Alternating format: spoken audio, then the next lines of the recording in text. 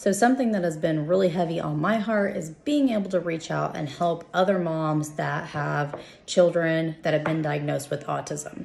Until I have been on this journey myself, there are so many things that I did not know.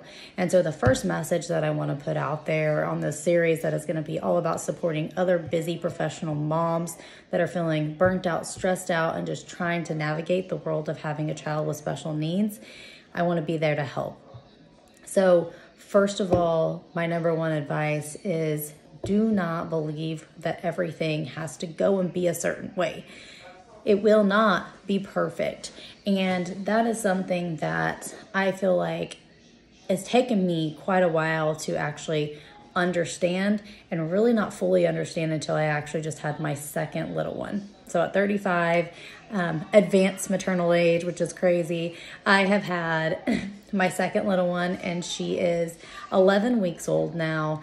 And it has been a whole process of how to navigate having a newborn and having my son, Zaymond, who is 2.5, and navigating his world and our autism journey with him and how that has looked. And whenever I had him, there was signs and things that I picked up on early on that made me think that just things weren't quite right, that I knew he was a little bit different.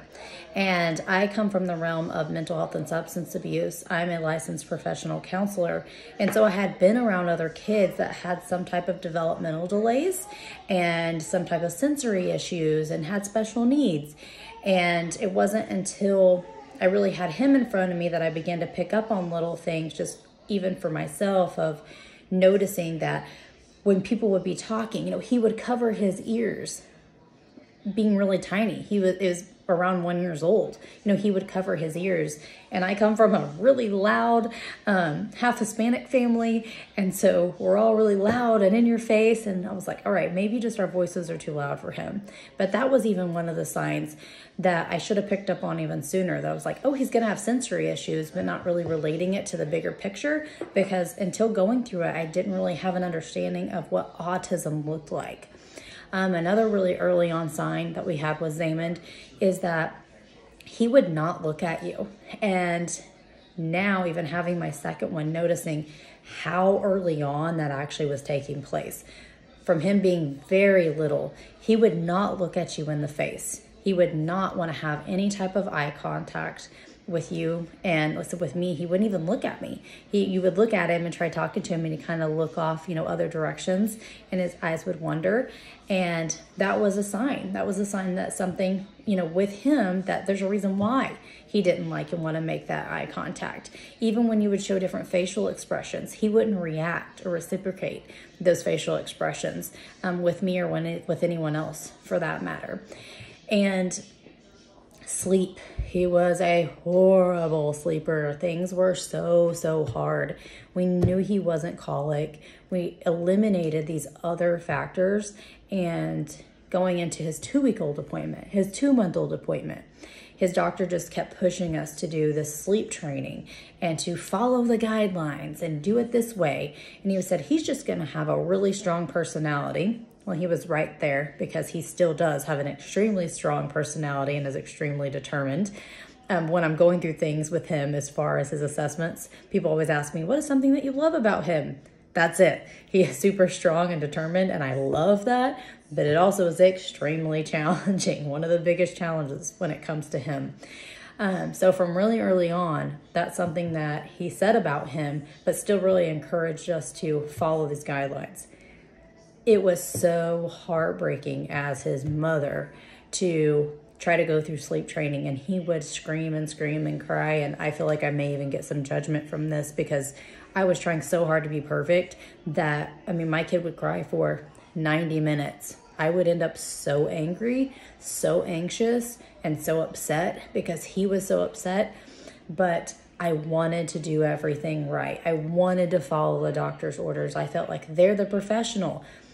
They understand, they get it. Like, this is how it's supposed to be. That isn't how it's supposed to be. And that was I did that thinking that was what was right. And for me, it wasn't right. And even on the second child, I'm like, I'm not going through that again. I'm not going to have these certain expectations of this is the way it's supposed to go. Because now I really do believe every single child is different. And he was different, even from extremely early on. And follow those gut instincts that is something really wrong. And I don't think my child should have been crying for 90 minutes and 2 hours and being left just to cry it out and exhaust himself. So with him, sleep training was not a thing, and we tried to make it a thing. And so instead of just trying to be perfect, and I would tell you that if like your child is going through some of those things and doesn't seem to be following the typical patterns that a pediatrician or your parents or the grandparents or whoever says they should be following, that watch out for signs and cues. Our parents, our grandparents, they've raised kids. They know some things look off, but also pediatricians, like not everybody's an expert. They don't always know what's best for you and what's best for your family, and they don't always pay attention that every kid is not the same. And my kid was not the same, and I held myself responsible for that, and I would not do that again.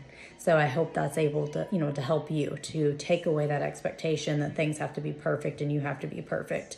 You do not. So you will not be perfect. So that is what I really want to just convey today. And there's going to be so much more stuff to come. I want to share a lot about, like I said, my experiences, the things that have worked, the things that have not worked, signs and things that we've seen early on as far as dealing and having a son, having a child with autism, how that's looked introducing a new baby into our world. And some things that we're still even going through is he will be 3 here in a few months, and we still don't have language. We have sounds, but he does not speak.